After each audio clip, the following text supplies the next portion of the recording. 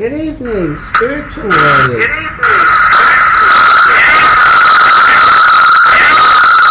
Good Is it on? Okay. Got a brand new computer, and we're learning all the technologies. I'm a real dummy when it comes to the technology, so I leave it to the technicians. How is everyone this evening? Hare Krishna and greetings to you. I welcome you, and hopefully you've been working with the qualities that we've been talking about. We're working, as you know, reading from Spiritual Warrior 3, Conquering the Enemies of the Mind. And we've gone through anxiety, and we're on the chapter Managing Anger. And tonight I want to start with the section Mundane Anger Does Not Exist. But before I go there, I want to again review what spiritual warriorship as defined by Bhakti Tirtha Swami as he has said. Now don't forget the his books can be purchased at Krishna.com store. So if you don't have and you're enjoying or getting some sense of yourself and what's going on, try to purchase the book, okay? But if you recall, we defined the true spiritual warrior, and the word spiritual is very important because we're all here for our spiritual life. So a spiritual warrior strives to master the weapons of love, humility, compassion, faith, and self-knowledge. Self-knowledge, knowing who you are, your relationship with God. And there's an objective to this. Really, it's to have a civilization or help develop in our environment, in a civilization where people live in harmony with each other and with God. So in order to do that, though, what do we have to do? We have to develop ourselves. If you've been following these readings, he constantly tells us internal. We have to go within. We have to look at ourselves, examine ourselves. And as we endeavor to develop ourselves, we can share our understanding with others. And then we can give them techniques, tools, which you are getting through these studies to help them improve and understand themselves. So I had an experience this week, and I feel I want to share it. I'm not quite sure how. But since we're on the chapter on managing anger, what I have found, and many of you, if you're studying something or endeavoring to understand something, you're going to have a challenge with that something. Or as we've been through before, that the Lord will give us tests. Remember, I had a challenge before, and I found some challenging statements of Bhakti Tirtha Swami. And one of them, he says, when we inhabit a material body, in the material world, and that's us, we're in these bodies, there will be constant tests. And tests are challenges that you can either pass or fail. But once we understand the lesson and pass the test, it becomes a matter of performance and of acting upon what we have practiced. And this part is strong for all of us, is interpersonal relationships. Actually, he says, all of our so-called relationships of love here on this plane, material plane, are really to help us fix whatever has to be fixed before we can enter the spiritual world of divine eternal romance. So why am I going back to these? Because I had to go back to them. And I'm going to read something that I had read, I don't remember when, because of an experience I had last week. I was having an exchange with a young lady who comes in and out. She helps me here in my apartment. And for a few years, but recently I've been noticing that conversation was sort of on a negative vein, and I would endeavor to let her see the positive side, share with her, and felt, I guess, that I was doing the best I could to help her, whether she wanted to change or not. In fact, I think I had said to her at one point, you have chosen not to change, so therefore you will continue suffering and being unhappy. And I thought, okay. One day last week, again, she was at my house, and we were talking, and I asked her about something I needed her to do. And again, she began in her, I guess, negative way of seeing herself, the world, and everybody, and my asking triggered. And I sat here listening, and at some point I heard myself screaming out. And I don't exactly remember what I just heard, me screaming, crying out, "Oh Krishna, oh Gurudev," my spiritual master's picture is right over my desk. And I was yelling at her what I was feeling. My health was bad at that time. I'm still in pain from the fall. And I'm saying, all of this is going on and you're going off. And I just kept screaming and hollering and sort of sobbing. And when I looked out the window, she had left. And I apparently calmed down. It's like I can't even remember that evening. Went to bed. Next morning, got up and sat outside chanting. And it was interesting. It's like the Lord was saying, don't worry, there'll be somebody else to help you. But what I began dealing with was what happened. I felt like it was like, who was that person screaming? It's quite an experience. I kept going over. And of course, because of our study, I began questioning, was that anger? Was I angry? And I just didn't come up with, I was angry, therefore I screamed. And I kept saying, am I in denial? But what happened too, I was thinking of those of you out there who are hearing this, and maybe you've gone through an experience like that. So I have been contemplating, meditating, and as I was preparing for tonight's program, I knew where I left off for a change and where I wanted to start. And then I'm saying, usually I review, but it was like so much we had been through.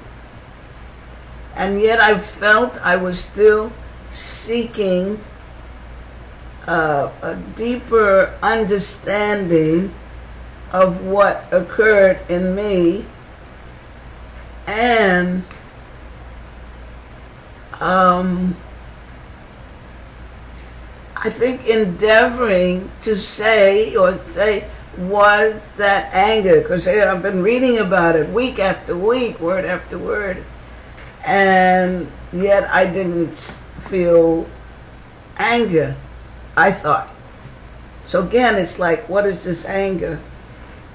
And what happened tonight is I was looking back in this chapter, The section called The Pervasiveness of Anger caught my attention, and I began reading it, and I feel it may be the answer for me, so I'm going to share it with you again, because I was discussing it with a devotee a short while ago, and what I came up with, this young lady, I've been empathetic with her through quite a long period of time, and then I'm still questioning this answer, but I feel what came up, that I was angry with myself for not making a boundary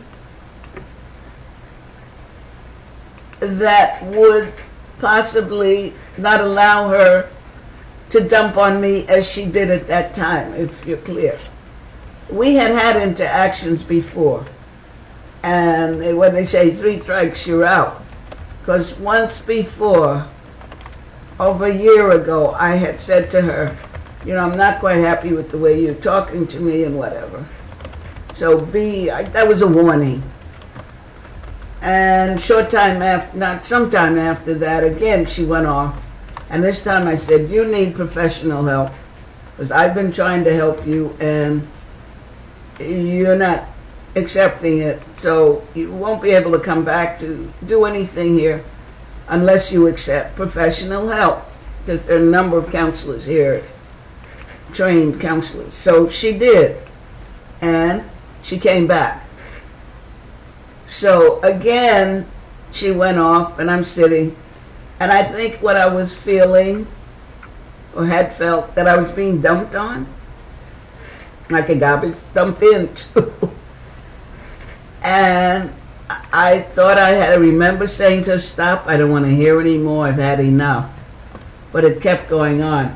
So I'm still seeking maybe a clearer answer, and those of you who are working on managing your anger, it's good, and as he keeps saying, we have to look inside. But what I've understood, if there's something going on in it, make those boundaries and stick with them. So let's see, this pervasiveness of anger, I've been drawn to share this. He says, along with fear and anxiety, we will also see an increase in crota or anger as we enter the 21st century. All over the planet, rage is accelerating and manifesting as executive rage, sports rage, airplane rage, especially road rage.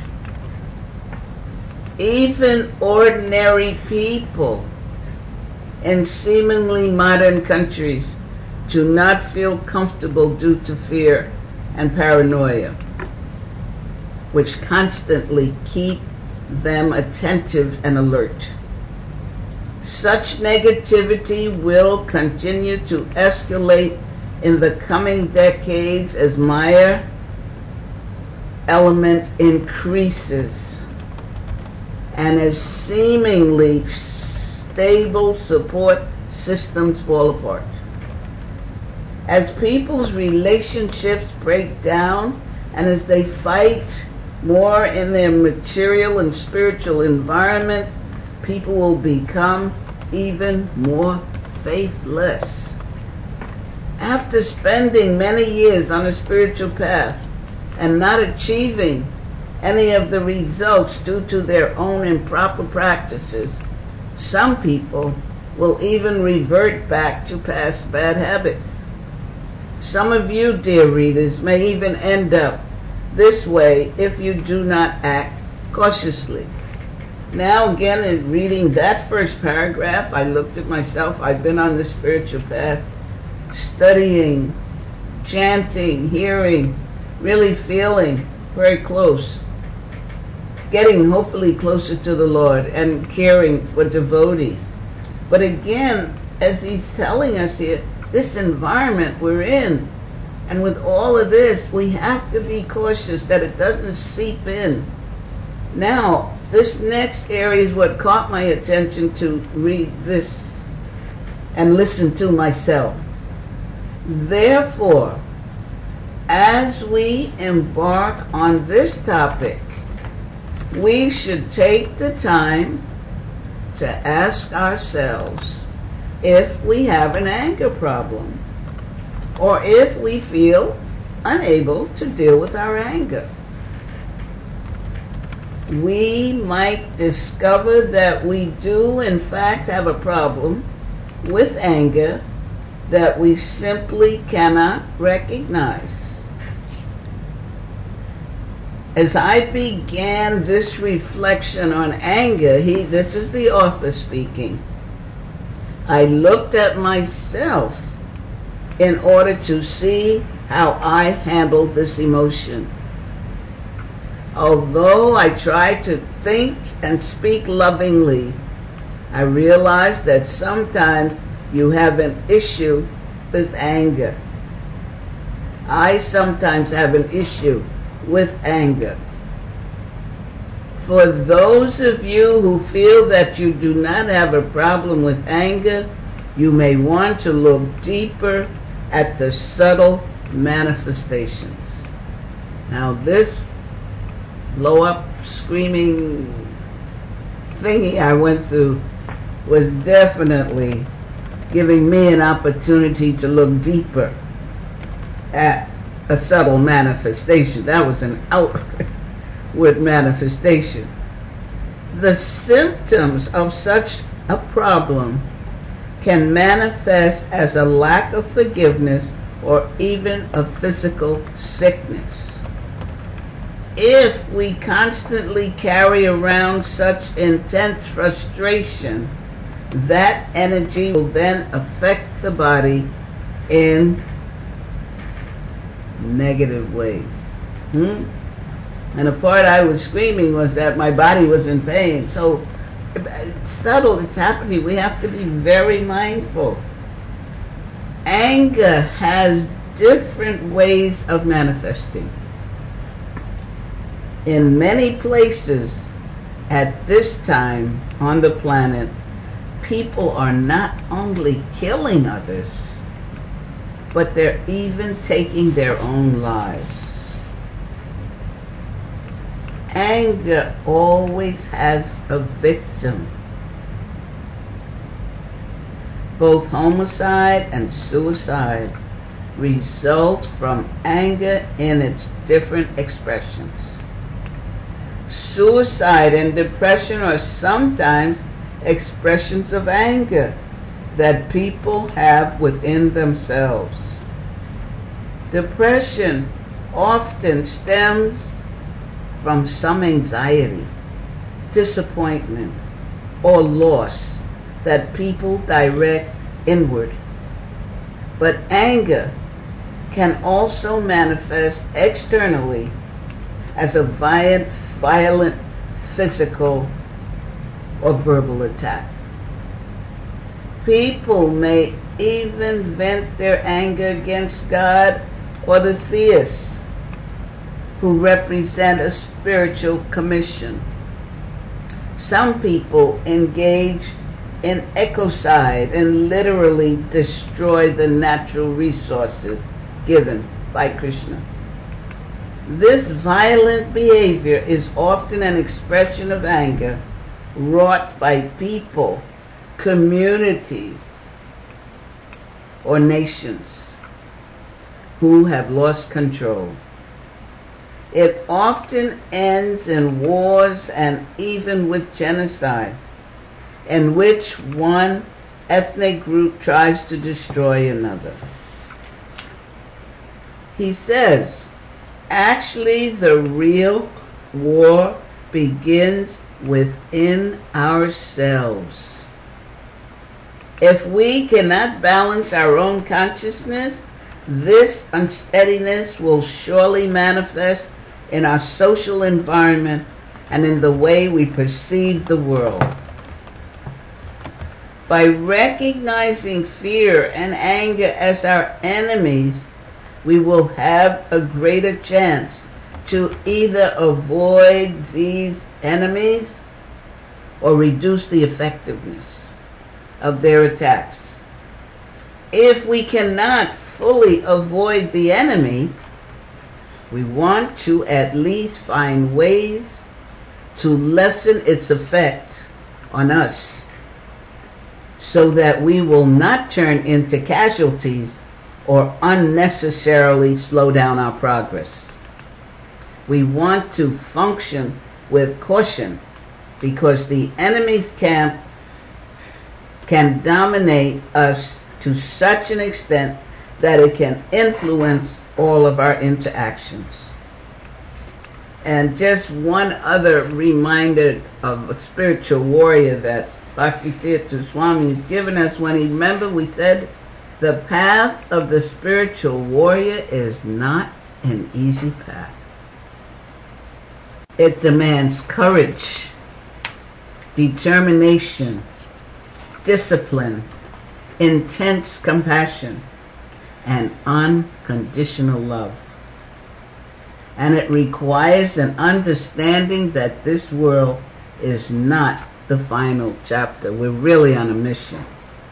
And before I go on with what we're going to talk, what came to me as I was reading this, for any of you who may be feeling, as I did, that I didn't have an anger problem that I was conscious of, be mindful, be aware, because if our mission as spiritualists is to become purified so that we can, as we said, enter the kingdom of heaven and to be with the Lord and to serve Him properly. And sometimes He needs to bring something to our attention and jar us to let us see that we're not as perfect as we think we are yet. So that's my realization in sharing this with you. And I'm not going to go through other parts of this because each week we do. So I'm going to move on now. I hope that was it was helpful for me to talk about it. And thank you for being there and letting me share it and help me get that realization. This section we're covering tonight is called Mundane Anger Does Not Exist. Wonderful title for just what we spoke about. He says anger is a choice. Just as grief and lamentation do not really exist, anger does not really exist in a tangible form. Right? Can't touch it, feel it, squeeze it, smell it, taste it, but it can shake us up, right? It's not a separate entity. It's not a separate entity. Rather, it is a part of the illusion that we create and even feed.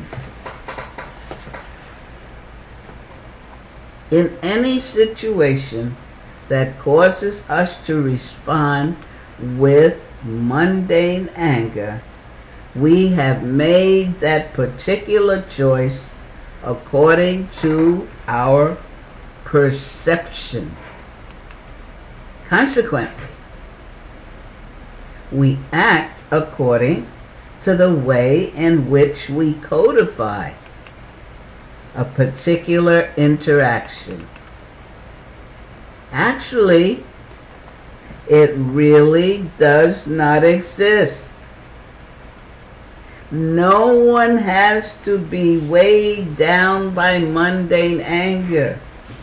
It is an individual creation that a person holds, feeds, and allows to develop and grow.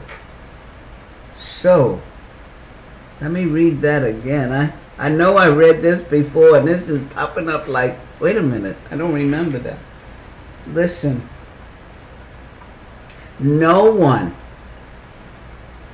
has to be weighed down by mundane anger. It is an individual creation that a person holds, feeds, and allows to develop and grow. Now he's taken us through the techniques and technologies in order to dismantle this anger. So this coming up here now is not a, oh my God, what's he talking about? It's like, oh my goodness, let me check out those technologies and go back and read them and study them again and begin to implement them in my life.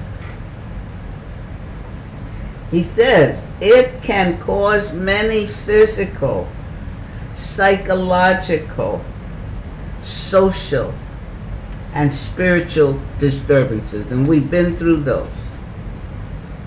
At every moment, the mind has the ability to accept or reject. Our desire and the intensity of our spiritual greed. How badly do you feel you want to grow spiritually? How badly do you want to reconnect with the Lord and renew your relationship with Him? It's spiritual greed. That our desire and intensity of our spiritual greed will determine whether we accept and play into unhealthy reactions. It's just that simple, but also that complex. I'm sure you'll agree with that. But again, he's planting the seed for us to want to work, to nurture, that it is simple and we can develop these aspects of ourselves. He says we can free our minds by understanding the power that Krishna, the Supreme Lord, has given us, or by understanding the purity of our original nature. And what is our original nature? We've been declaring it as we've studied and read. What is it? We're eternal beings. We're spiritual beings, part and parcel of the Supreme Lord, eternal beings. I think keep going back to what was it? Spiritual Warrior Love. Spiritual Warrior 2. The chapter on the School of Love, where he reminds us that we're spiritual beings made for love. The nature of the soul is Satchit Ananda Vigraha. Or, in other words, the nature of the soul is eternal. It's eternal. Blissful. Always, you know you're eternal and you're part of the eternal being. You're blissful and full of knowledge. In our original state, we are all pure. In our original state, we are all pure. But since we have accepted the illusion, we allow ourselves to think differently, which then leads to improper words and actions. Although all of these enemies of the mind do not really exist, we consider them to be very dominant. As a result, we feed them and create a whole paradigm based on such reflections. When we encounter situations that produce anger, we have 4 choices. Here he is again, telling us what's going on and how we can allow this, that we have choice and all, and now he's giving us choices. First, we can take responsibility For instance, Maharaj Prithu acknowledged the genuine problem, and even though he felt angry, he challenged it in a way that would bring about the best solution. In this way, he responded positively. You remember the story. With king, he's king. His people were starving and hungry. They came to him, lamenting. He looked about to see what would cause this, and he realized the earth was not producing the grains and food that they need, and he became angry, and he went after her. But that's a positive way. He responded in that anger to take care and help his people. Second, we can openly communicate our problem, because spiritualists should act as the well-wisher of others. We should try to see each as a Prabhu or master and friend. We should feel the misery of another person as well as their happiness. Param dukkha dukkha karam Buddha. We want to understand and identify with the struggles of another person as if they were our own. Therefore, we openly negotiate or strategize in order to come to a healthy resolution. As I'm reading this, I'm thinking about that situation just described to you earlier. And it's interesting, my mind, and I'm saying I thought that I did see her as a friend. I thought during the years she was around that I had a sense of her misery. And very seldom was she happy. But when she was, I congratulated her. And I thought he said to identify with the struggle. And I could identify, I couldn't just sit here and identify, I then reviewed the struggle with her, and then offered suggestion for a change, which would mean her changing her mind and consciousness. So I feel that I openly negotiated and strategized in order to come to a healthy resolution. So that I blew up, I'm looking at myself. This is where I am. I'm just sharing with you, and as I'm reading and sharing with you, I'm really endeavoring to work with myself and clarify, because as I'm getting older, it's time for more purification, and the Lord has a way to bring it about. Then he gives us next, the third choice we have. We can also choose to separate ourselves from the environment or situation in order to detach ourselves. Ha! I did it! She won't be back. It's interesting. But anyway, we can resolve many problems more quickly by trying to view the situation as an outside observer. And finally, sometimes we may need even to remember the karma factor in order to maintain a balanced perspective. And that's very important, that we understand the law of karma and how it works in our life.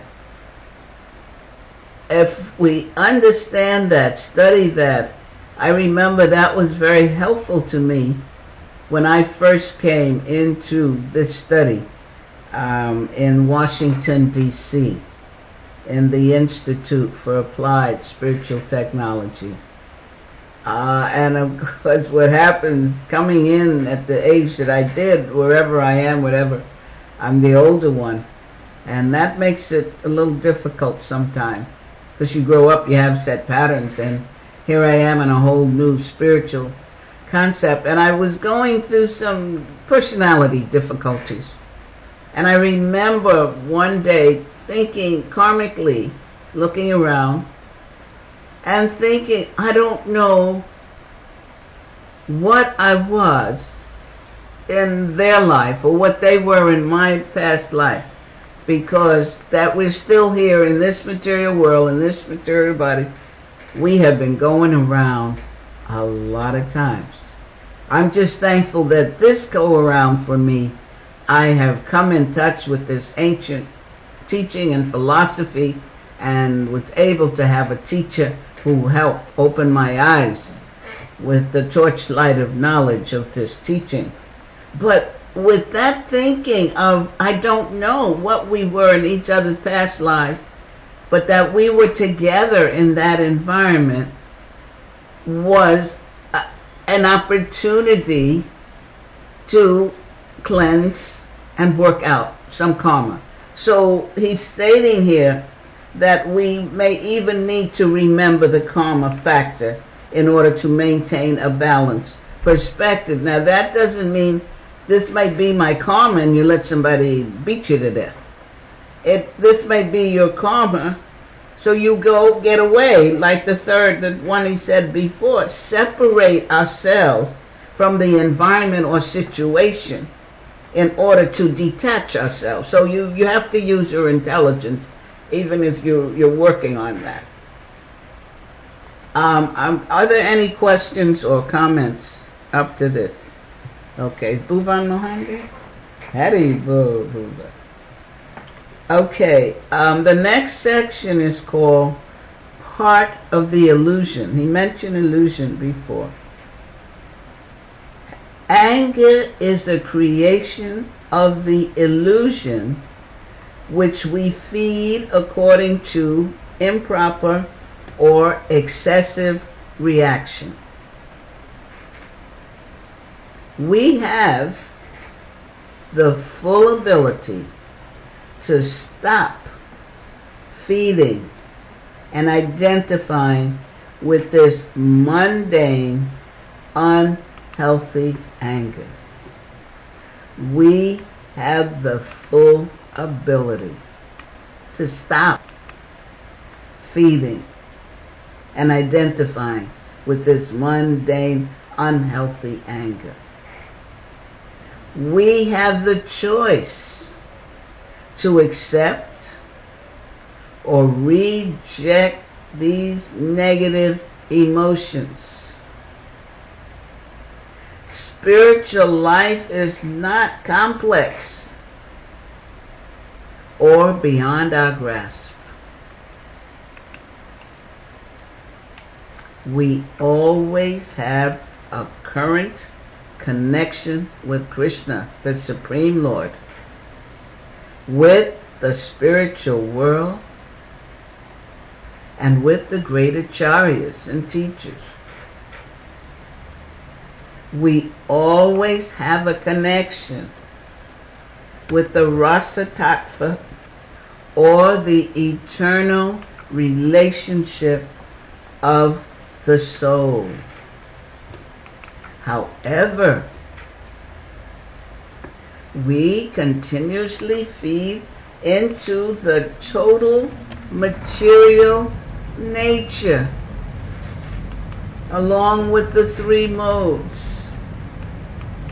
The Mahatattva, or the total material energy, basically deals with people who, in a state of insanity, feed the illusion and construct the entire network around that illusion. Such people go through all types of activities that cause them to suffer.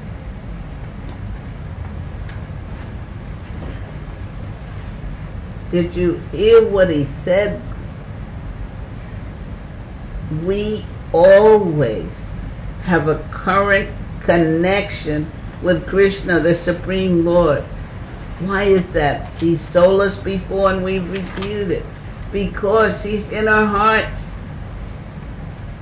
We're His part and parcel. We read it from Bhagavad Gita when He says, "You're all my fragmental parts." We're a part of the whole. And this is what we need to imbibe and to accept. As He said, the mind accepts, rejects. We always have a current, right now, this moment, connection with Krishna, Supreme Lord, and with the spiritual world, which is our home.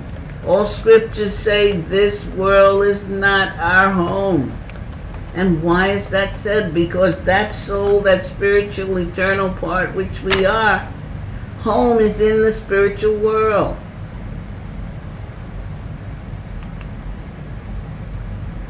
So we always have a connection with the eternal relationship of the soul. Okay?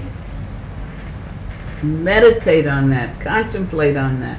Live your life as that is the truth. Now this section is very interesting, I think. It's called Anger in God. Some may ask, is there anger in God? Yes. All things are included within the Godhead, including anger.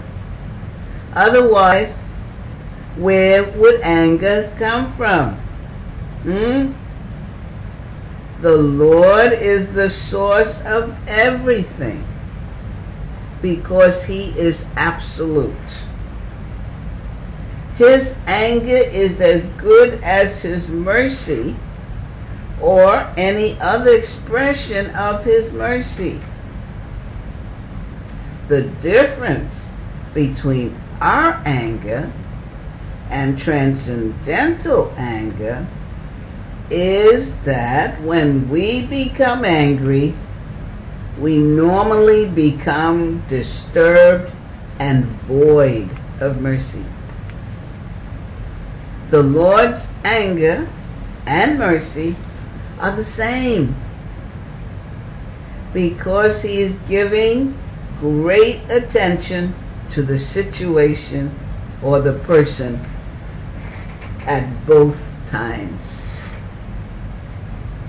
The same understanding also applies to the Lord's pure servants.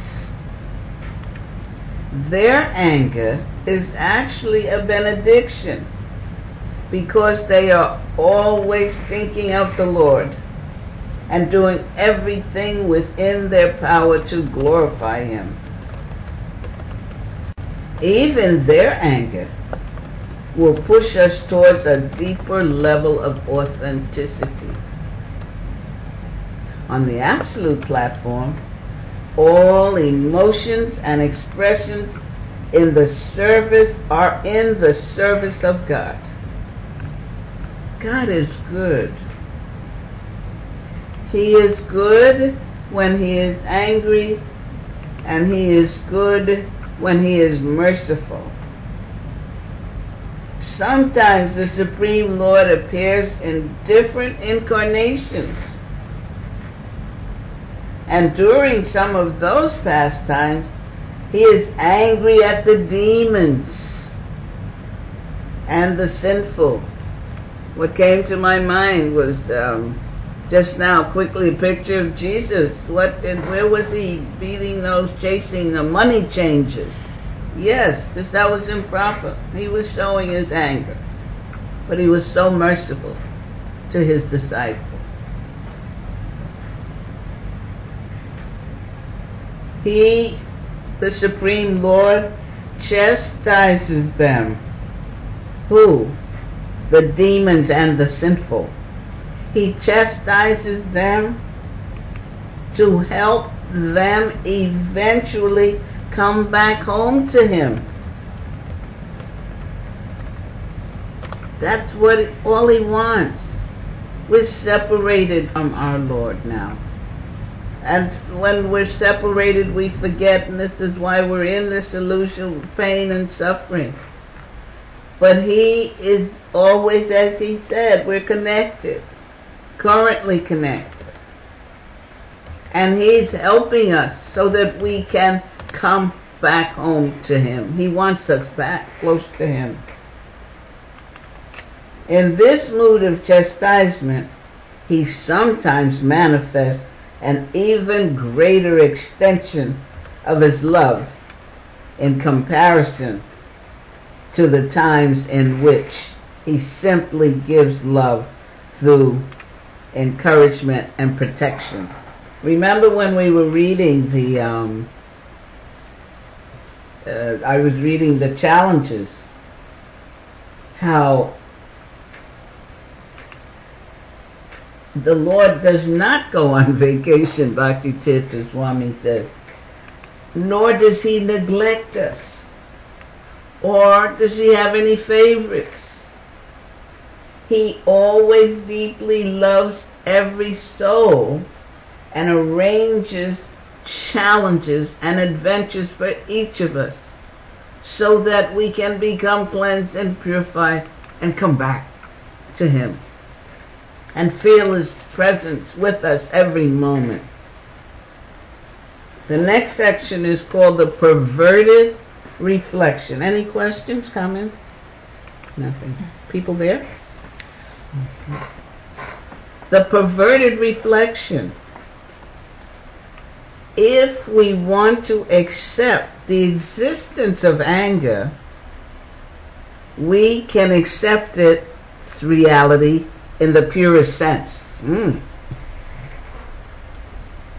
We already described healthy anger, which manifests in its purest state. Lamentation and grief also exist in the spiritual world in their perfect state. All of these unhealthy, dysfunctional patterns and interactions result from the modes of material nature, which pervert the genuine emotion and sentiment originally connected with the Lord in the spiritual world. These emotions are integral parts of the soul, but without any enmity. I think if you recall, when we studied the section in the Spiritual Warrior 2 on lust, that all lust is perverted love. In the spiritual world, it's love because the Lord is our object of our love, and everything we do is for him. In this material world, we think of ourselves as the object, wanting to be God, really, and it becomes lust instead of love. So this is what he's talking about, the perversion of these emotions in the material world, whereas in the spiritual world, they're in their pure state. These emotions are integral parts of the soul, but without any enmity. These expressions exist to entice the love. In the spiritual world, everything revolves around the involvement in and anticipation of God's love. It involves the association of others who are also experiencing God's love, along with the onward reciprocation between the divine couple and between the servants of the Lord. So, don't we want to get there? It's all about love. Basically, all activities in the material world are perverted reflections of the activities in the spiritual world. The reflections of the activities in the reflection reminds us of the genuine reality in the spiritual world. Genuine reality in the spiritual world. Our home. This world is not our home. We're here to clean up and get out. And we're being given the opportunity, if we've been following the, how Bhakti Tirtha Swami has shown us how each situation can be, it's an opportunity. We have the duty to reject the illusion and embrace the reality, because God Himself exhibits anger. Different pastimes distinctly show Krishna's expression of anger. He incites the devotees by descending and revealing His extraordinarily loving affairs along with His warlike activities. He also descends to annihilate the miscreants and the illusions. Sometimes He performs these pastimes out of His expression of transcendental anger. Remember on the battlefield, Krishna, of course, was driving Arjuna's chariot. And what was that scene with the grandfather? What was it, Bhishma? And Arjuna shooting arrows, and Grandpa was a tough person.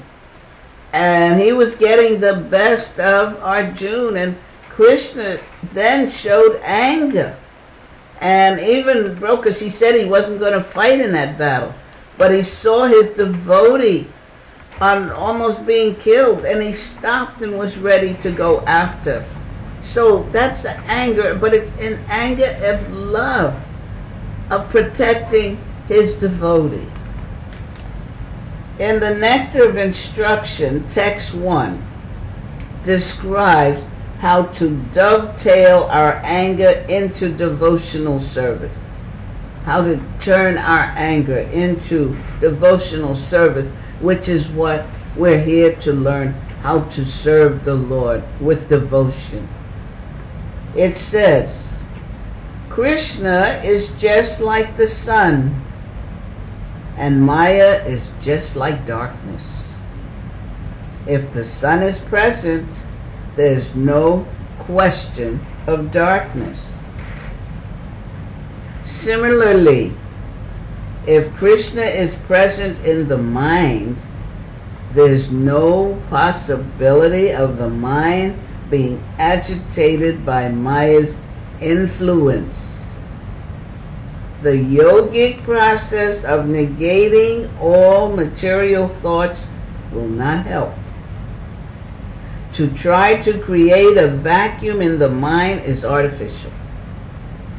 The vacuum will not remain. However, if one always thinks of Krishna and how to serve Krishna best, one's mind will naturally be controlled. Similarly, anger can be controlled. We cannot stop anger altogether, but if we simply become angry with those who blaspheme the Lord or the devotees of the Lord, we control our anger in Krishna consciousness. This is from the Nectar of Instructions. The author states, we cannot fully check any of these perverted reflections, nor do we want to completely stop them. Rather, we want to transcendentally repose them in Krishna.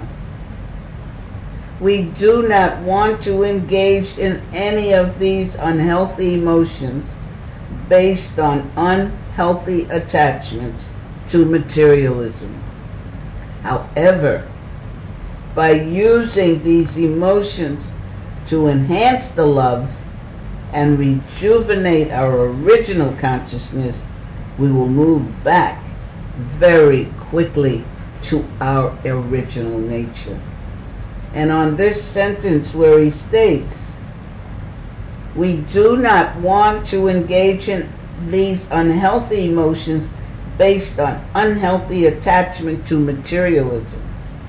And if we are switching to attachment of thinking of Krishna and knowing that we are connected and taking these quotes and statements seriously and imbibing them in these teachings that we're getting, then won't be attached. You won't have to make extra effort to detach from the material. As you shift to attachment to the spiritual, the detachment happens. It happens. It's like at the same time happening. So I'm going to close there. Our next section is developing genuine love and selfishness. But that, I think we've covered quite a bit tonight to think about, to work with, to endeavor for, and I know I definitely got help myself, and I appreciate you all tolerating my sharing, and hopefully, though, it was helpful as you go through different experiences. It's not about running away from it, it's about looking inside and asking for help. And just as I opened this book, I would never have gone back to this section on that I read in the beginning. But we have to ask ourselves if we have an anger problem or if we feel unable to deal. So, are there any questions, any comments, or anybody want to say Haribo? Everyone has said Haribo. Everybody has said Haribo. Haribo back. I'm glad you're there. Nothing on anger. Have any of you noticed a change in patterns of maybe anger or exchanges with people that you act in a different way, thinking, has this been helping you in your daily life? Has anybody noticed that? Were you able to help others who maybe you saw had an anger problem, and based on these techniques, technologies, tools, thoughts from Bhakti Tirtha Swami, were you able to help anybody with them? That's what I'm curious about. If you want to share or have, because is this helping you? Okay. Any comments? Just thank you. Thank you. Okay. Thank you all for being there. Please take these thoughts and work with them, and we're all going to be heading back to the spiritual world. Hare Krishna. Have a wonderful week.